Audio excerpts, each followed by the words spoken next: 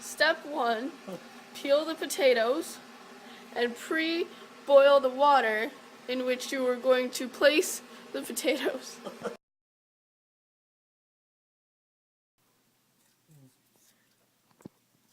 Now we're cutting up the potatoes. Why are we cutting up the potatoes? They will cook faster. Remember to wash the potatoes before you put them in the pot. Now you put the water that you've been boiling in the kettle into the pot with the potatoes that you cut up. Don't forget to salt. I'm draining the potato water to save it so I can use it as liquid to make the dough with. I'm going to mash the potatoes and I will put in the cheddar cheese and mash it again. Now we take the mashed potatoes and we put them in a bowl to cool, and we take our potato water to cool as well, otherwise it will form a paste with the flour when we're making the dough, which would be bad. There. Okay, so you flour the sheet where you're gonna roll out the dough, and you get your cookie cutter ready to cut out the circles. Okay, there's a cup of this potato water. And there's a 1/4 cup of oil. Okay. And some salt if you need.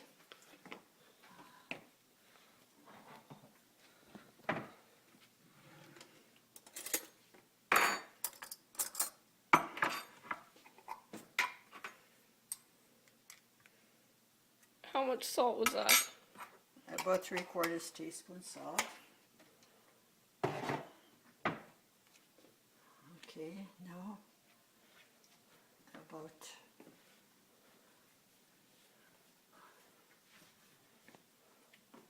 about 3 cups of flour.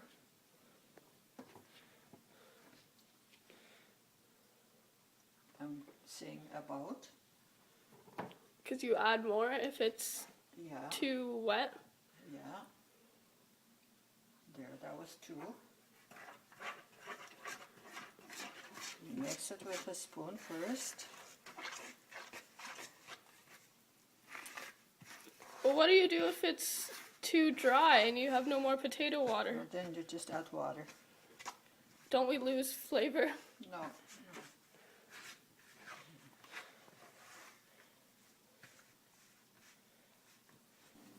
So the consistency should look like this.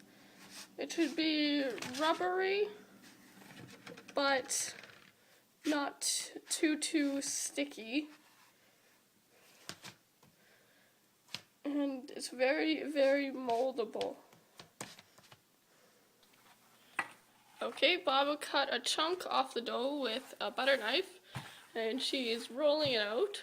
We've also taken out some baby spoons and a regular spoon for those who don't have baby spoons. And we're going to use that to put the filling into the cookie cutter Pyrohy molds. The dough can't be too thick and it can't be too thin. So would you say that's about as like dollar thickness? It's getting close to the way it should be. So it needs to be even thinner than this. Well, you can kind of feel it. So here's the correct thickness. This dough is perfect. Oh. There. Maybe. There. Maybe. You can just pinch it like that.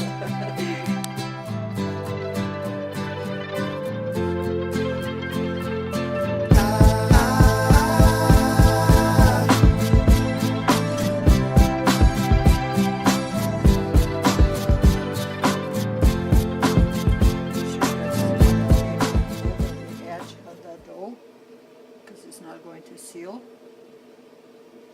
So you take a baby spoon of the potato and cheese mixture, 2 baby spoons, and you put them into the cookie cutter mold of dough. pinch it once. Put some flour on your fingers, pinch it twice.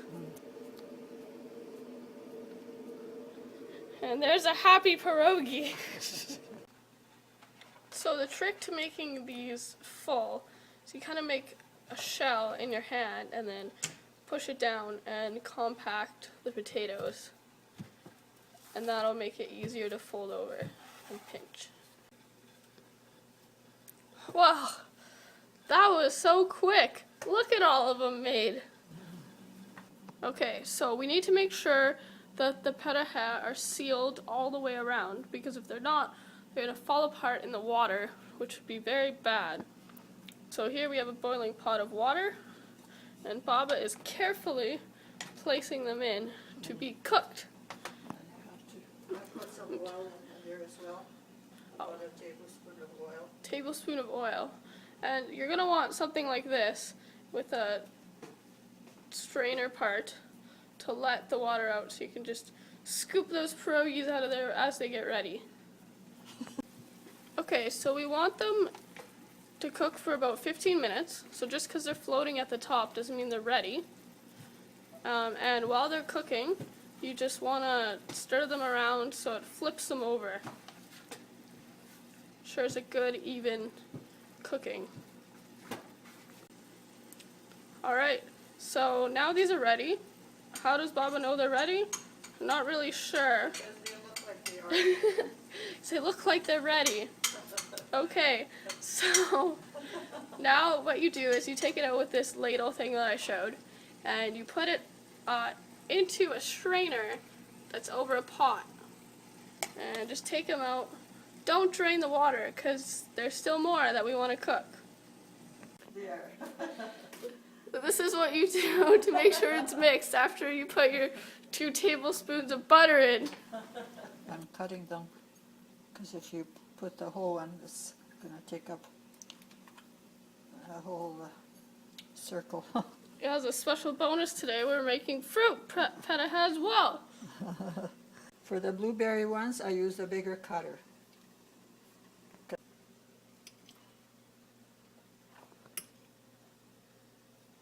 Okay, you always press it down, it'll stay better that way. And you put that much sugar. And then you press it down some more. Close her up. If you're a beginner, you probably shouldn't make blueberry pyrohy your first time out. Okay, so the blueberry pyrohy, I really don't know how to tell if they're ready, but I guess they're supposed to look like this. I think they're in here for a little bit longer than 15 minutes, probably like 25. But yeah, you can see all the blue stuff. So hours later, all of the pierogies are finally made, and we are ready to fry them up with a whole lot of bacon. Except not these ones, because they're fruit. Baba is spooning out the excess bacon fat after frying all this bacon. Okay, so just to get this clear here, we don't clean the pans. All we do is dry out all the oil, and then we put in more butter to fry the pyrohy. So I just thought that I would let you guys know that yesterday it took 6.5 hours from the time that we started boiling the potatoes to the time that we actually ate any pyrohy. So what did I get out of it? After a huge feast, I got a little bit of bacon. I got a base cell size container full of pierogies. These ones are the cheddar. And then I got I got 4 cups of blueberry ones. Well, not quite 4 cups, but pretty close. So a whole day's work, I get about another meal and a half out of it.